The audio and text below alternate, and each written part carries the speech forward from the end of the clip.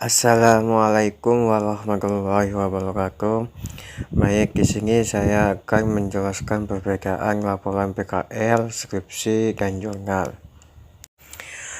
Apa sih yang dinamakan dengan PKL? PKL itu singkatan yang berarti praktek kerja lapangan, yaitu suatu yang dibuat mengenai apa yang dialami selama menjalani praktek kerja tersebut. Di laporan inilah segala sesuatu yang tentang praktek dipaparkan, termasuk kendala, manfaat, dan saran-saran. Laporan ini bertujuan menggambarkan hasil yang didapatkan selama menjalani masa praktek tersebut. Untuk nantinya yang dinilai oleh pihak kampus maupun sekolah bisa menjadi bahan pertimbangan bagi tempat bekerja di praktek tersebut. Sedangkan yang dinamakan skripsi atau laporan skripsi ialah laporan yang dibuat sebagai syarat untuk mendapatkan gelar sarjana, atau kata sederhananya adalah laporan dari pelajar peneliti. Karena diharapkan nantinya pengalaman membuat skripsi bisa dipakai ketika membuat tesis untuk S2, di mana mahasiswa diharapkan mampu menemukan teori baru atau memperbaiki teori yang sudah ada. Jadi skripsi bisa dilakukan dengan praktek menjalani masalah yang dihadapi ataupun tanpa praktek dulu, tapi intinya lebih kepada penelitian yang nantinya dilakukan. Sedangkan jurnal itu merupakan hasil penelitian yang hanya diambil bagi bagian pentingnya saja. Jurnal penelitiannya bisa dilakukan lebih dari satu orang, sedangkan kalau skripsi itu hanya untuk satu orang. Penulisnya terbagi dalam beberapa bab, sedangkan jurnal penulisnya tidak memakai bab-bab pada jurnal. Pada jurnal, tinjauan pustaka tidak membuat dalam bab tersendiri, dan latar belakangnya hanyalah yang terpenting dimuat pada jurnal. Gambar-gambarnya langsung diambilkan sesuai data. Baik, mungkin itu yang bisa saya pahami dalam perbedaan antara tiga laporan, yaitu laporan PKL, laporan skripsi, dan laporan jurnal. Baik, di sini saya akan menjelaskan tentang PKL. Siap, Pak. Nah, judul dari PKL ini adalah proses pengoperasian dan pemeliharaan panel hubung bagi tegangan rendah. Dibuat oleh Muhammad Amiruddin dan Ageng Gusti Prayogi. Tahun 2018. Latar belakang masalah. Seiring dengan meningkatnya ilmu pengetahuan dan teknologi saat ini, menyebab tingginya kebutuhan akan pemanfaatan energi di berbagai aspek kehidupan. Salah satu sumber energi yang paling banyak digunakan hingga saat ini adalah sumber energi listrik. Demi memudahkan distribusi tenaga listrik kepada pelanggan, PT PLN Persero menambah unit pendistribusian yang terletak di Jalan Cempaka nomor 35 Situbondo, yaitu PT PLN Persero Unit Pelaksanaan Pelayanan Pelanggan UP3 Situbondo. Tujuan praktik kerja: 1. Mengetahui fungsi PHBTR. 2. Untuk mengetahui fungsi peralatan yang ada di PHBTR. 3. Untuk mengetahui gambaran bagaimana proses pengoperasian PHBTR. Dan 4. Ini untuk mengetahui peralatan. Dan 5. Untuk mengetahui bagaimana pelaksanaan pekerjaan pemeliharaan PHBTR pada jaringan distribusi PLN Persero. Nah, untuk manfaat kerja praktik, adapun manfaat kegiatan praktik kerja lapangan PKL tersebut adalah dapat menjadi masukan bagi PT PLN Persero UP3 Situbondo untuk meningkatkan sistem pengoperasian dan pemeliharaan papan hubungan bagi tegangan rendah PHBTR pada jaringan distribusi. Nah, berikut adalah visi dan misi PT PLN Persero UP3 Situbondo. 1. Visinya adalah menjadi pengelola distribusi listrik yang efisien, andal, dan berkualitas dengan pelayanan ekselen. 2. Misi: mengelola distribusi tenaga listrik yang berorientasi pada kepuasan pelanggan dan anggota perusahaan. B. mendistribusikan tenaga listrik sebagai media untuk meningkatkan kualitas kehidupan masyarakat dan menjadi pendorong kegiatan ekonomi. Yang C adalah mengelola distribusi listrik yang aman terhadap lingkungan. Berikut adalah struktur organisasinya. Nah, bisa dilihat. Nah, sini. Berikut kegiatan praktek kerja lapangan, tugas dan praktek kerja. Kontrak kerja minggu pertama perkenalan, instalasi dan membantu bagian administrasi. Minggu kedua pematerian dan praktek kerja lapangan, dan minggu ketiga pematerian dan praktek kerja lapangan juga. Nomor 4 praktek kerja lapangan dan persiapan pembuatan laporan. Nah, ini adalah contoh proses pengoperasian dan pemeliharaan panel hubung bagi tegangan rendah. Nah, ini contohnya. Nah, mungkin itu saja. Nah, dan ini kesimpulannya. Kesimpulan perangkat hubungan bagi tegangan rendah atau yang disingkat dengan PHBT adalah merupakan rumah peralatan yang mana di dalamnya terdapat penyambungan kabel TR, skalar utama, pengaman lebur, dan lain-lain. Nah, ini juga PHBT memiliki dua jenis. Nah, terus di dalam PHBT terdiri dari saklar utama. Sebelum melaksanakan pengoperasian peralatan hubungan bagi tegangan rendah, pemeliharaan merupakan suatu pekerjaan yang dimaksudkan untuk mendapatkan jaminan bahwa suatu sistem peralatan akan berfungsi secara optimal. Nah, hasil dan pengalaman setelah melaksanakan praktek kerja lapangan PKL di PT PLN Persero, kami menerima banyak sekali pengetahuan dan pengalaman. Banyak hal yang sebelumnya belum dipelajari di bangku kuliah kami dapatkan selama PKL di PT PLN Persero UP3 selama 30 hari jam kerja lebih. Adapun pengalaman yang kami dapatkan selama masa PKL yaitu memperkuat kerjasama dan kekompakan. Sebagai orang teknik, kita juga dituntut untuk mengutamakan K2 dan K3 saat melakukan pekerjaan, baik kita sendiri ataupun untuk orang lain. Dan yang terpenting bagi orang teknik, kita harus meningkatkan kepedulian kita terhadap penyulang kita, dan banyak hal yang tidak dapat disebutkan satu persatu. Judul dari skripsi ini yaitu perancangan sistem kontrol fusi logik pada mesin pengering kopi tenaga hibrid. Nah, di sini skripsi perancangan sistem kontrol fusi logik pada mesin pengering kopi tenaga hibrid oleh Hussein Fikri Ridho, dibuat pada tahun 2020, 15 Agustus 2020, dan dinyatakan memenuhi syarat. Nah, ini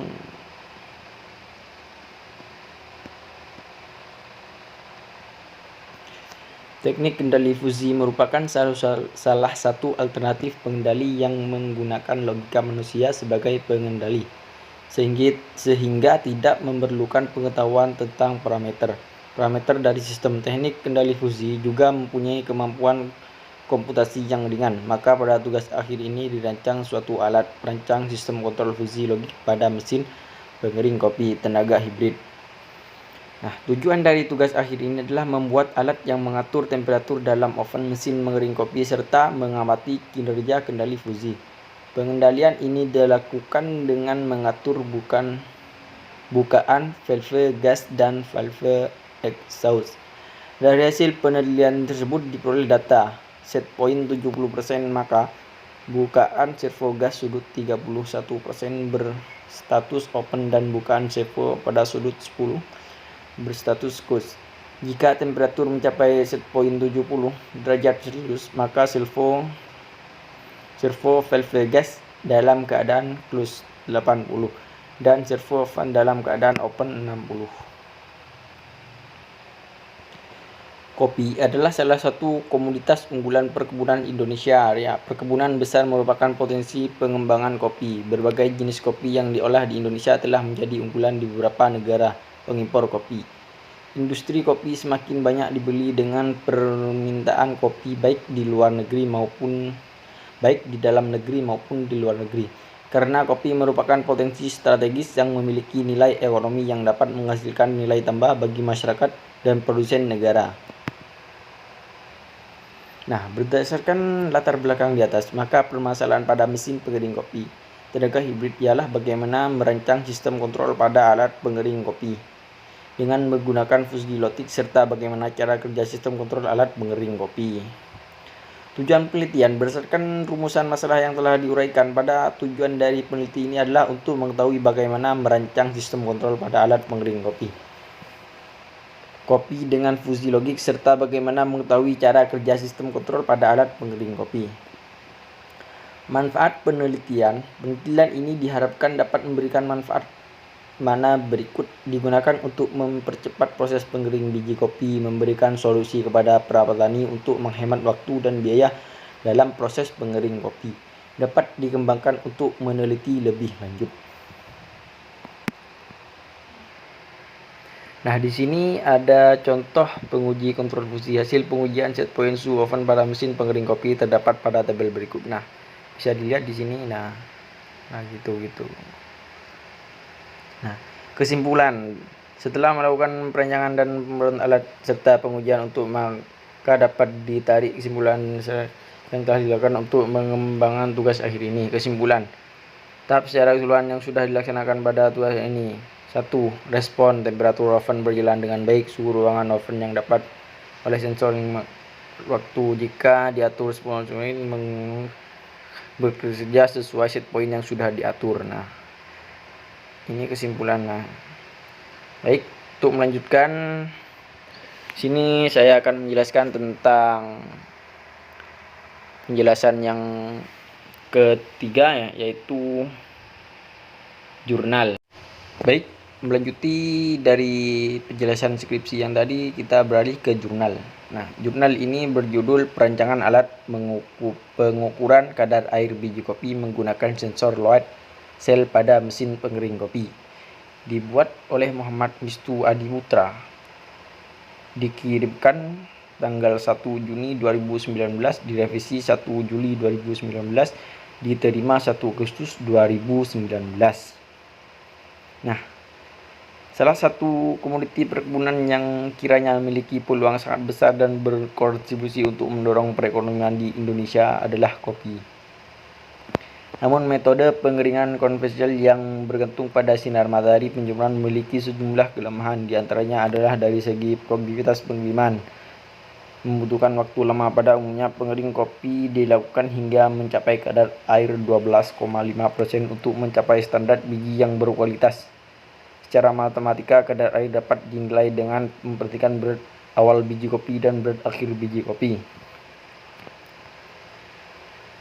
Nah, ini pendahuluan bagaimana kita tahu bahwa lebih dari 90% kopi di Indonesia diproduksi oleh petani, bahkan sampai proses pengolahan di produk jadi. Walaupun metode pengeringan yang digunakan yaitu metode pengeringan konvensional, metode pengeringan konvensional yang bergantung pada sinar matahari penjemuran memiliki sejumlah kelemahan.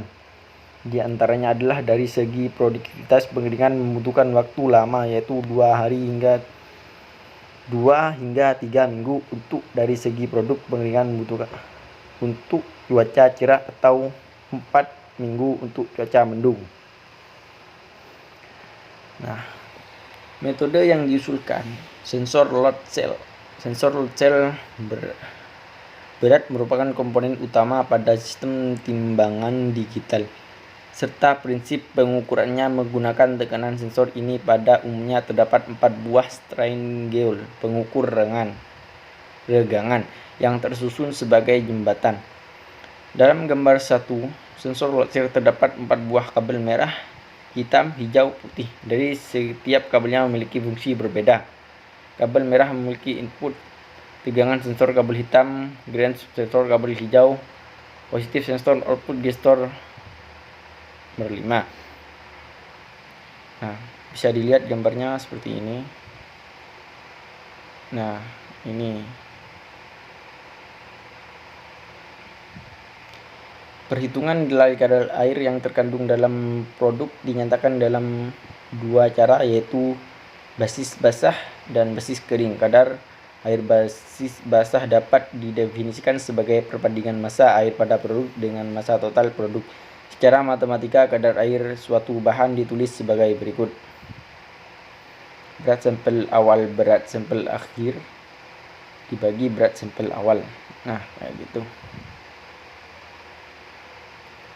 Nah, metode penelitian seperti ini mulai studi teratur pengambilan data kadar air biji kopi saat panen, jumlah kadar air kopi, dimensi kopi, desain monitoring, hardware, load cell, dan sebagainya gitu ya.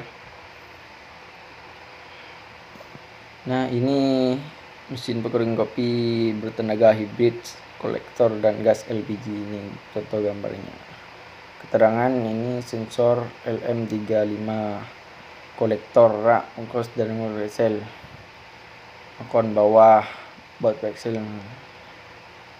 Hasil dari pembahasan, hasil implementasi hardware. Nah, ini banyak. Pengukuran akurasi pengujian LM ini bisa dijeda ya kawan-kawan yang mau lihat.